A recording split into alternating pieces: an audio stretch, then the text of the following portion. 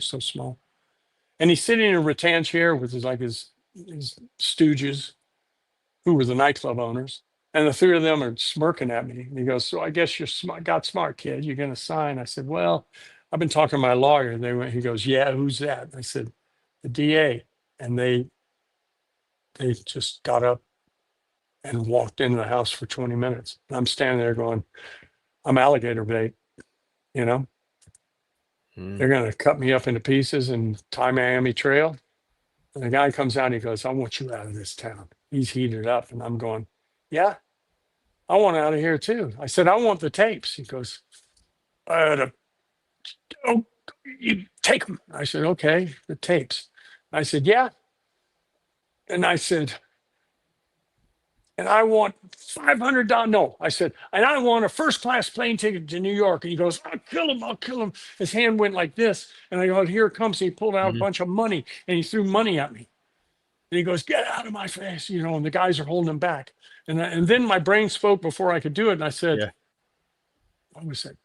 No, it was said first. I said, "I want $500. And he goes, and then it just came out of my mouth and went, "And I want a first class plane ticket to New York." I never flown first class.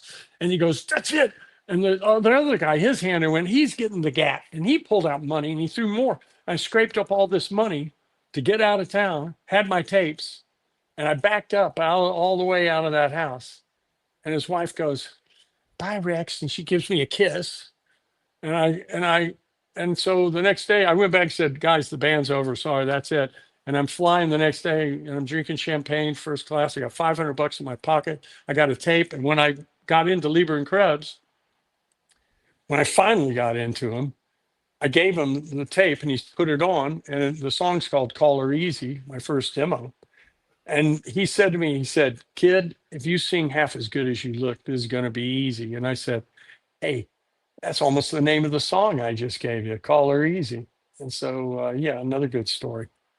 And that's a hell of a one. That's incredible. That's like an ABC movie of the week. Yeah, I know that. I shouldn't have told it. Somebody's going to No, steal it's it. great. Look at this shot.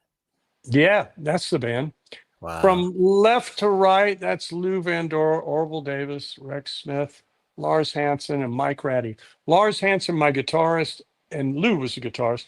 Lars and Mike, my drummer, are going to be at 54 Below on Saturday night. It's going to be good to see them. Yeah, they're coming to see it.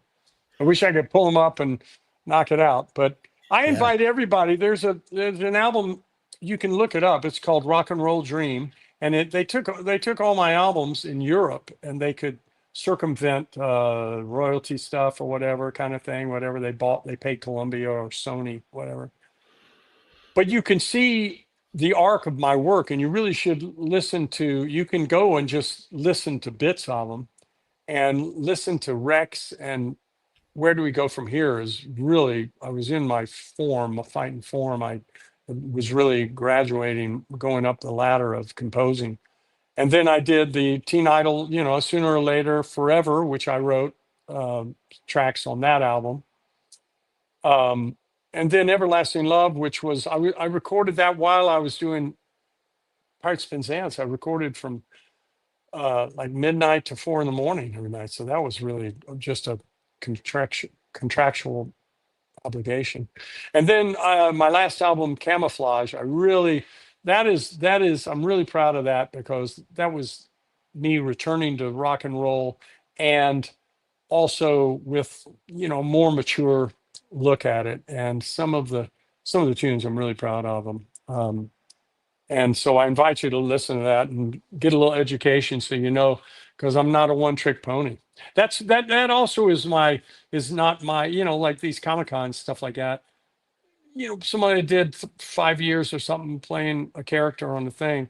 That's it.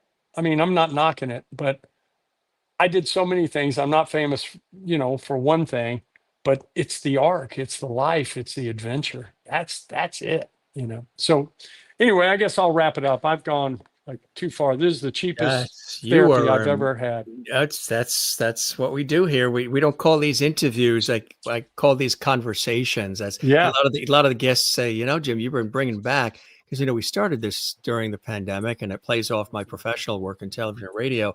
And a lot of the guests, even the viewers, have said we're bringing back the lost art of conversation, and you are a great conversationalist, my Absolutely well friend. done. These pictures and things and questions and leading, I don't know what I don't do much of this, but when we couldn't connect and stuff, I'm going like, why, what am I doing? They're going to ask me what my favorite color or something, but no, this has been great. This has been good. Really good.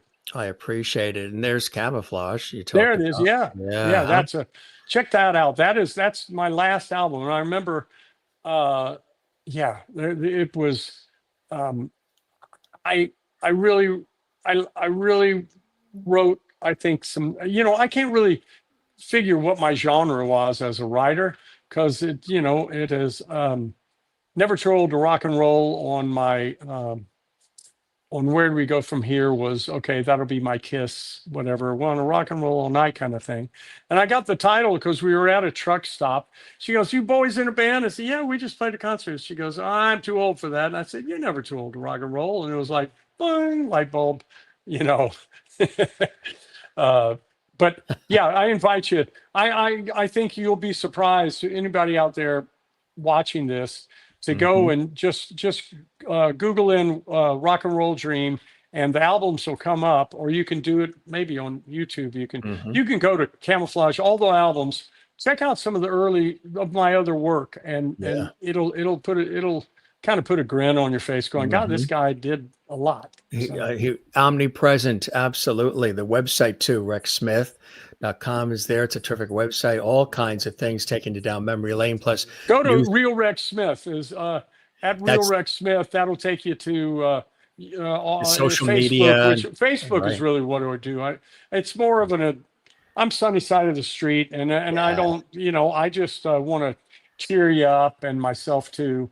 And visit hashtag Real Rex Smith will lead you basically to Facebook. I don't really do TikTok and stuff like that. I leave that to people that are, putting ping pong balls in their mouth, and I know what you mean. 6-second videos of people just doing a going, quick backflip, and then they get a yeah, movie deal and a book deal and everything else. Well, And you've been doing that's this for 50 years, and that's yeah. like, well, you know what it is? It's As the World Turns. Oh my God, we didn't We even can't. touch that. We Yeah, we got to mention. With the soap opera fans are tuned in too, and they're like, "You got to mention As the World Turns." Of I course, was okay. I did 2 years of that. I was top you paid did. guy on that thing. I and my arc Carol was, Crawford. yeah, you don't know if like, can't remember her name.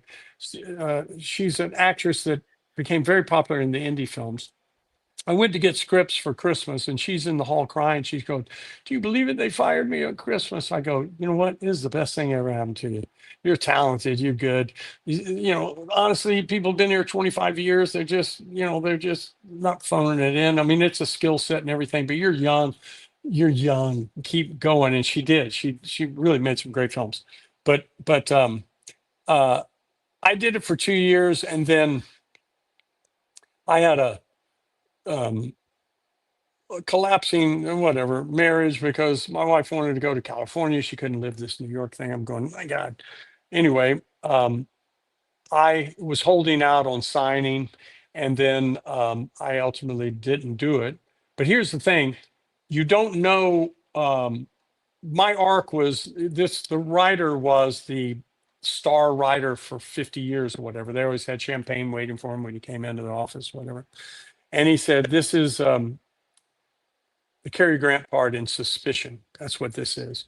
Nobody knows who you are really, are you evil, or you this or you that," which gave me a great arc, because I had ghosts and things, and I'm, whatever, and a great love story with the girl that I work with the most. And um, as it turned out, when I left the show, I was going to be the first in the history of soap opera characters that got away with murdering my wife. So I guess I was going to be the Hannibal Lecter. You'd come to my place for dinner if they were going to get rid of your contract. I don't know, because you could seriously, people got fired, and it would Mhm. just be, "Ding. Oh my God, there was an accident. He's not going to make it. I mean, that's it. Okay, next." But Right. And you I may remember come back as the evil twin or something too. yeah. The producer said, "You can't leave. We pay you more than anybody." I said, "That's why you pay me." Right? I mean, you're not doing it out of the goodness of your heart. You're doing it because, they said I could do Shakespeare in the Park. That was the thing that killed it. Because they said you'll be able to do, because Joe Papp wanted me to do the arc of Shakespeare. He had his confidence in me. He goes, "Young man, this is my last hurrah. I want to put you through the canon of Shakespeare." And I was to do Midsummer Night's Dream, and they didn't let me out. And I ended up just sitting in the restaurant thing, like background, watching one of them sing and stuff. And it really burned me, it really burned the bridges. And it was good because I went and did other adventures, That's it. You sure have. And he's coming to New York, gang, in August. Rex Smith. Yeah, get your tickets because Yeah. I'm only there 2 nights. I don't do a lot of running around, but this thing is, it's clubby.